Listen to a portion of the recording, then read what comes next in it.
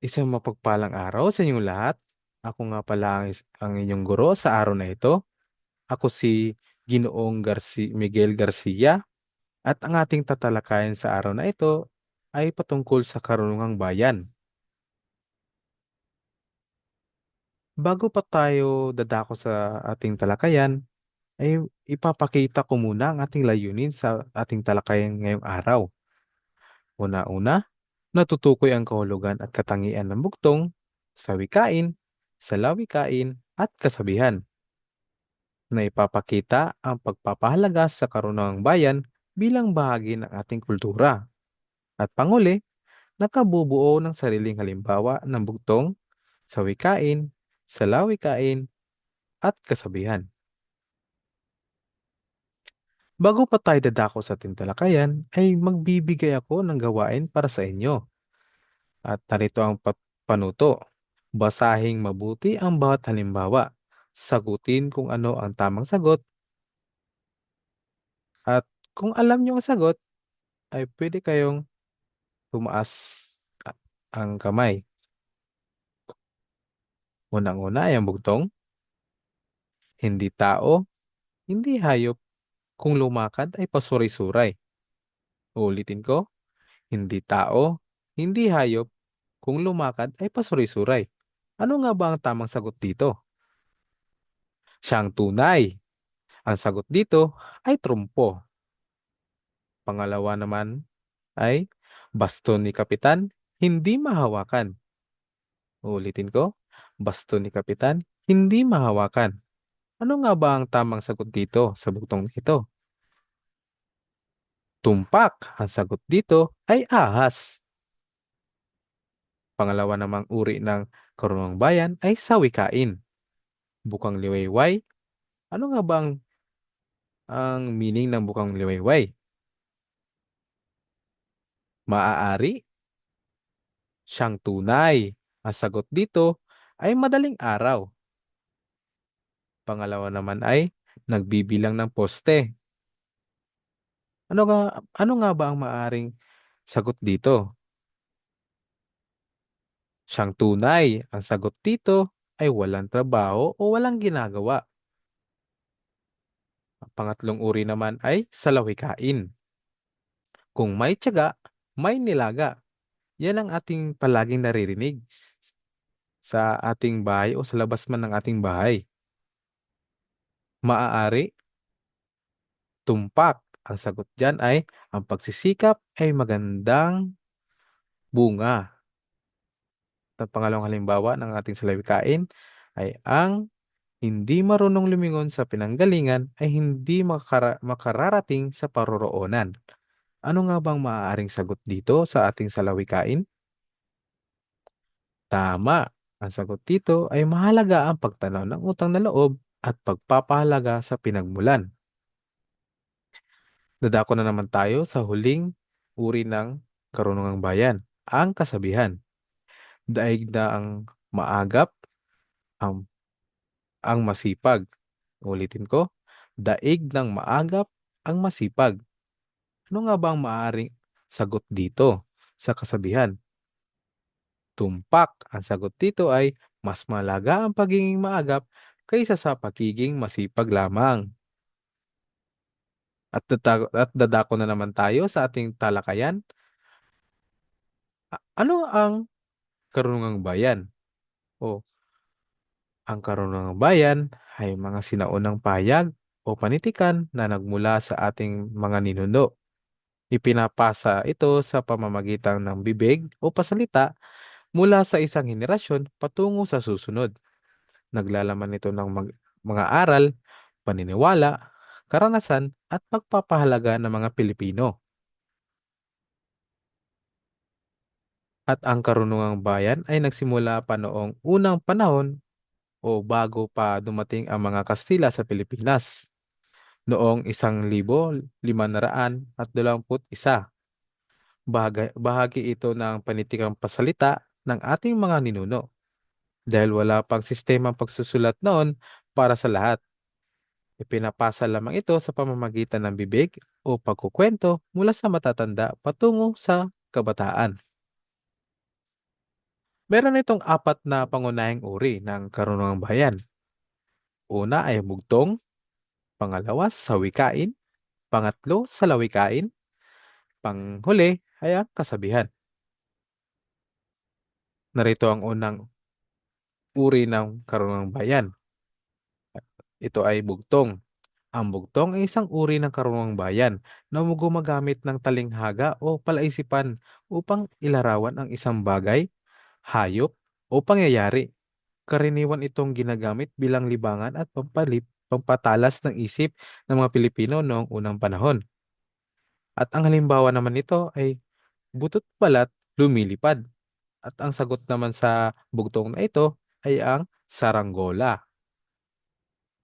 Dadako naman tayo sa sawikain. Ang sawikain ay pahayag na may hindi tuwirang kahulugan, hindi literal ang ibig sabihin nito at karaniwang ginagamit upang ipahayag ang damdamin, kilos, o sitwasyon ng isang tao. At ang halimbawa naman sa sawikain ay ang makapal ang muka o walang hiya. Yan ang sagot sa makapal ang muka sa sawikain.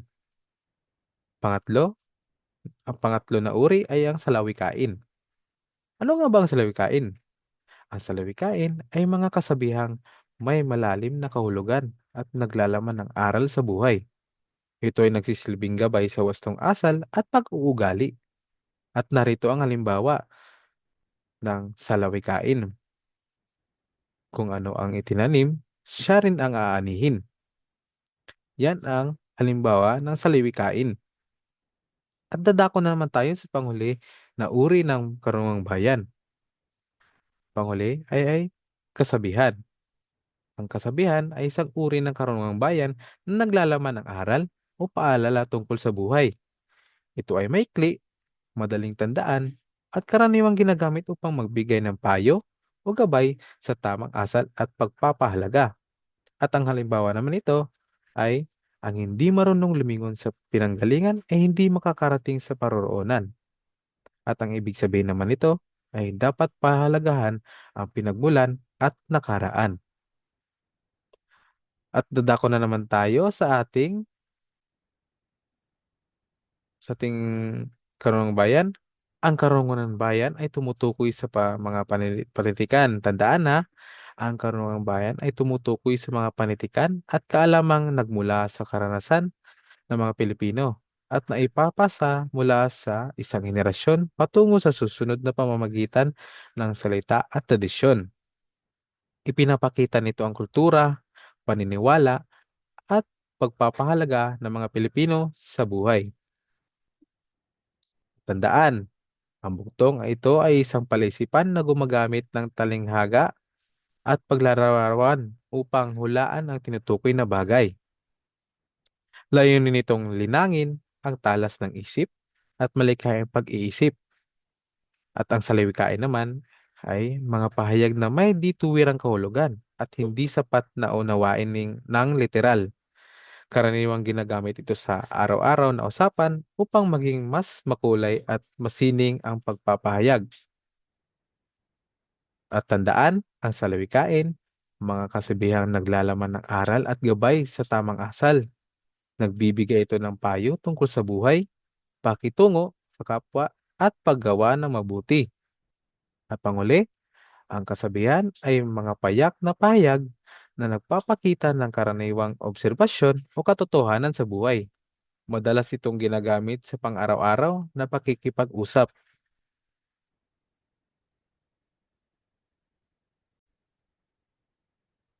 At dadako naman tayo sa ating gawain. Ang pangalang gawain natin ay pagtataya. Kukuha kayo ng isang kapat na papel at sasagutan ng ating pagtataya. Bibigyan ko lamang kayo ng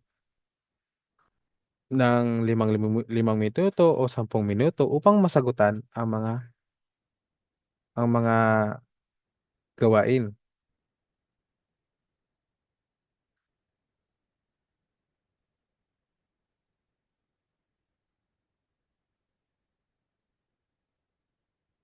Tapos na ba?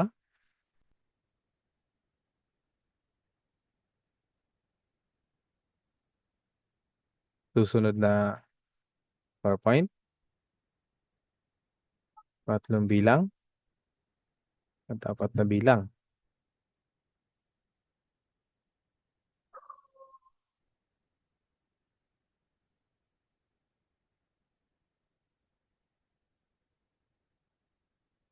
Tapos na?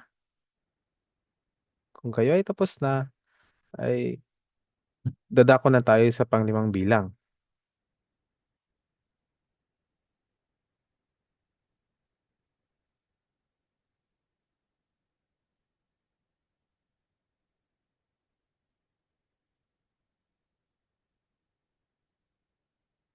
Kung kayo tapos na, dadako na naman tayo sa pangpitong bilang at pangwalo.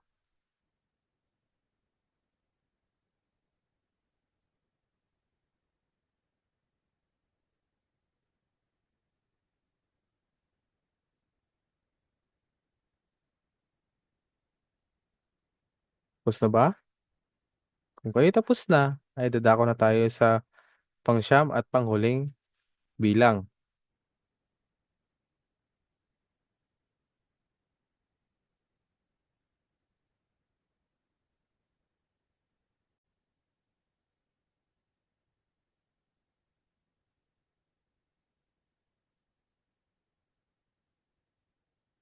Tapos na ba ang lahat? Kung tapos na kayong lahat, ay pakipasa sa harapan ang inyong mga papel.